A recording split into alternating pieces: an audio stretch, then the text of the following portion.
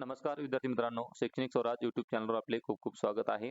आज आपण अभ्यासत आहोत इयत्ता 6वी विषय मराठी नवीन अभ्यासक्रमावर आधारित कविता 9वी गीत मराठी गाऊया यावर आधारित संपूर्ण स्वाध्याय प्रश्न उत्तरे आपण समजून घेणार आहोत.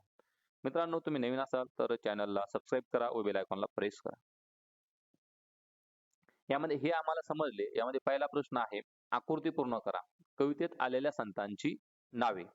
अ ज्ञाना म्हणजे संत ज्ञानेश्वर, तुका म्हणजे संत तुकाराम. कवितेत आलेल्या कवयित्रींची नावे. यामध्ये बहिणाई म्हणजे बहिणाबाई चौधरी आणि शांताई. एका शब्दात उत्तर लिहा. गीत गाण्यासाठी आवाहन केलेली भाषा कवितेच्या अनुषंगाने. उत्तर आहे मराठी. कवितेतून विश्वाला दिलेली उपमा. उत्तर आहे घर. मराठी शब्द पेरण्यासाठी सुचवलेले शिखर हिमालयाचे. साहित्याची पालखी वाहणारे वारकरी किंवा आपण स्वतः. साहित्याची पालखी नेण्यासाठीची जागा. तर उत्तर आहे घरोघरी. प्रत्येकाच्या घरी आपल्याला साहित्याची पालखी न्यायची आहे. कवितेतील खालील ओळींचा तुम्हाला समजलेला अर्थ लिहा. प्रतिभेचे पंख लावून सूर्य नवा होऊया आणि शब्द मराठी पेरूया. तर यांचा अर्थ आपण पाहूया. बघा, जी पहिली ओळ आहे, प्रतिभेचे पंख लावून सूर्य नवा होऊया, म्हणजे आपल्यातील नवनिर्मितीच्या आणि सर्जनशीलतेच्या क्षमतेला बळ देऊन आपण सर्वांना प्रकाश देणारा एक नवीन सूर्य बनवूया आणि स्वतःचे वेगळे कर्तृत्व सिद्ध करूया. दुसरी ओळ आहे, शब्द मराठी पेरूया. तर या ओळीचा अर्थ होतो मराठी भाषेचा आणि शब्दांचा सर्वत्र प्रसार करूया, जेणेकरून जगभर मराठी भाषा रुजेल आणि वाढेल. मित्रांनो, हा व्हिडिओ तुम्हाला आवडत असेल तर लाईक करा. तुम्ही स्वतः नवीन असाल तर चॅनलला सबस्क्राईब करा व बेल आयकॉनला प्रेस करा. पुढचा प्रश्न आहे, 2 ते 3 वाक्यात उत्तरे लिहा. 3 प्रश्न आहे. पहिला प्रश्न आपण घेऊया. संमेलनाच्या सोहळ्याचे आपण वारकरी व्हावे असे कवीला का वाटते? तर उत्तर आहे मराठी साहित्याच्या आणि भाषेच्या संमेलनाचा उत्सव साजरा करण्यासाठी, तसेच या भाषेची थोरी आणि साहित्याची पालखी घरोघरी पोहोचवून तिचा प्रसार करण्यासाठी आपण सर्वांनी या सोहळ्याचे वारकरी व्हावे असे कवीला वाटते. तर दुसरा प्रश्न आहे, मराठी भाषेचा अभिमान कवीने कोणत्या शब्दातून व्यक्त केला आहे? तर उत्तर आपण लिहूया. कवीने मराठीला माय म्हणजे आई म्हटले आहे. तसेच मराठीत अमृताची गोडी अद्याप टिकून आहे आणि ती महान संत व कवयित्रींची भाषा आहे, अशा शब्दात कवीने मराठी भाषेचा अभिमान व्यक्त केला आहे. तिसरा प्रश्न आहे, कवीने आपल्याला माय मराठी लेकरांनो असे का म्हटले असावे? याचं उत्तर आहे, मराठी ही आपली मातृभाषा आहे. आपण तिच्या कुशीत वाढलो आहोत आणि ती आपल्या आई समान माय आहे. आई आणि मुलाचे जे नाते असते तेच आपले आणि मराठी भाषेचे नाते आहे. म्हणूनच कवीने आपल्याला तिची लेकरे म्हटले आहे. प्रश्न 5वा, या कवितेतील आलेल्या यमक जुळणाऱ्या शब्दांच्या जोड्या लिहा. यमक जुळणारे शब्द म्हणजे शेवटी सारखा आवाज येणारे शब्द. उदाहरणार्थ होऊया, गाऊया, आठवूया, साठवूया आणि वारकरीचा यमक आहे घरोघरी. मित्रांनो, तुम्ही नवीन असाल तर चॅनलला सबस्क्राईब करा. या चॅनलविषयी मित्रांना सांगा, त्यांच्यामध्ये हा व्हिडिओ शेअर करा. पुढचा प्रश्न आहे, लिहिते होऊया. मराठी भाषा संवर्धनासाठी खाली 2 घोषवाक्ये दिली आहेत. त्यातील यमक जुळणारे शब्द अधोरेखित करा. या पद्धतीने आणखी 3 घोषवाक्य तयार करा. बघा, माय मराठीचा करा सन्मान, वाढवा तिचा मान. बघा, मान आणि सन्मान. घरोघरी मराठी बोलूया, मराठी भाषा समृद्ध करूया. बोलूया आणि करूया हे यमक जुळणारे शब्द आहे. अशाच आपल्याला आणखी 3 घोषवाक्य तयार करायची आहे. अशा पद्धतीने आपल्याला करता येईल. लाभले आम्हास भाग्य बोलतो मराठी, जगात आहे आमच्या भाषेची थोरवी. ई शेवटी आहे. वाचू मराठी, लिहू मराठी, चला मिळून समृद्ध करू आपली मराठी. मराठी शब्द आपण शेवटी घेऊन या ठिकाणी घोषवाक्य तयार केलेलं आहे.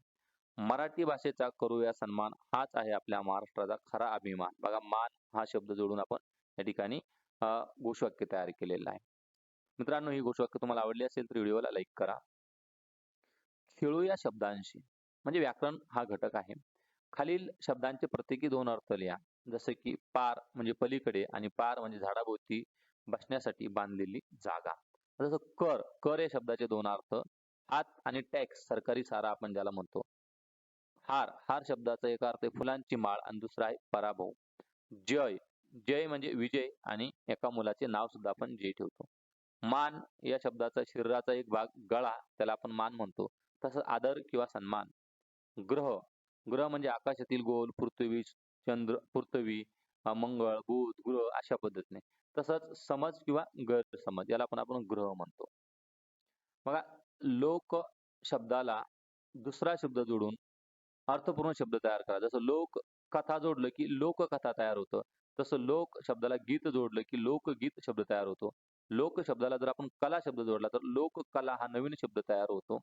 लोक शब्दाला आपण मान्य शब्द जोडला की लोकमान्य. लोक शब्दाला आपण संख्या शब्द जोडून नवीन शब्द लोकसंख्या तयार होतो. बघा, या शब्दाला अजून आपण शाही जोडला तर लोकशाही असा नवीन शब्द या ठिकाणी तयार होणार आहे. तसेच लोक शब्दाला नेता जोडलं तर लोकनेता आणि शेवटी लोकप्रिय, प्रिय शब्द जोडला. अशा पद्धतीने हे शब्द जर आपण लोक शब्दाला जोडले तर नवीन शब्द आपल्याला या ठिकाणी मिळतात. बघा, खाली दिलेल्या सर्वनामाचा उपयोग करून वाक्य लिहा. तो, तो हे सर्वनाम आहे. तर याचा वाक्यात उपयोग, तो मुलगा खूप हुशार आहे. यामध्ये तो हे सर्वनाम आपण वापरलेलं आहे. दुसरं कोण, तर काल तुमच्या घरी कोण आले होते? प्रश्नार्थक सर्वनाम आहे. आपण, आत्मवाचक सर्वनाम. आपण सर्व मिळून उद्या सहलीला जाऊया. त्यानंतर आम्ही, आम्ही दररोज संध्याकाळी मैदानावर जातो. स्वतः, तिने तिचे सर्व काम स्वतः पूर्ण केले. आणि कोणाचा, हे वाक्यात उपयोग असेल, हा हरवलेला पेन कोणाचा आहे? बघा, शोध घेऊया. मराठी भाषेचा गौरव करणाऱ्या कविता आंतरजालावरून मिळवा. तालासुरात त्यांचे सादरीकरण करा. मराठी भाषा गौरव दिन, राजभाषा दिन आणि अभिजात मराठी भाषा दिन याविषयी शिक्षकाकडून माहिती मिळवा. हा या ठिकाणी उपक्रम आहे. आता कृतीतून शिकूया. उपक्रम, तुम्हाला माहित असलेले वाक्प्रचार, म्हणी व सुविचारापासून वेगवेगळ्या प्रकारचे शब्दकोडी तयार करा व सोडवा. आता ओळखा पाहू. एक कोड आपण ज्याला म्हणतो त्या पद्धतीने. माझ्यावर, अंगावर माझ्या काटे, आतून मी गोड, कोकणात मी वाढतो, चवीला नाही तोड. कोण आहे बरं? एकतर फणस असेल किंवा अजून दुसरं काय आहे? बरोबर आहे, अननस. पोटात माझ्या खूप ज्ञान, वाचले की मिळतो मिळतो मान. मग कोण आहे? वाचतो कशाला आपण? तर पुस्तकाला. करेक्ट. राहते मी नकाशाच्या कोपऱ्यात, पण माझ्यामुळे तुम्हाला दिशा समजतात. तर हा कोण आहे? तर सूची किंवा होकायंत्र. डोंगरदऱ्यातून मी खाली जोरात पडतो, पांढरा शुभ्र फेस जणू ढगच खाली उतरतो. तर उत्तर येईल धबधबा. मित्रांनो, तुम्हाला हा व्हिडिओ आवडत असेल तर लाईक करा. तुम्ही नवीन असाल तर चॅनलला सबस्क्राईब करा व बेल आयकॉनला प्रेस करा.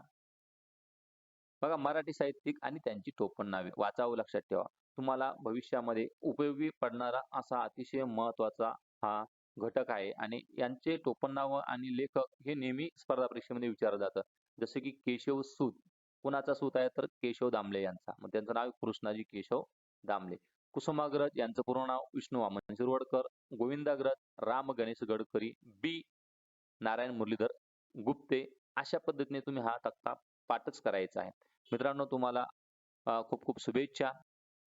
आपण पुन्हा भेटूया पुढील व्हिडिओमध्ये. Thank you.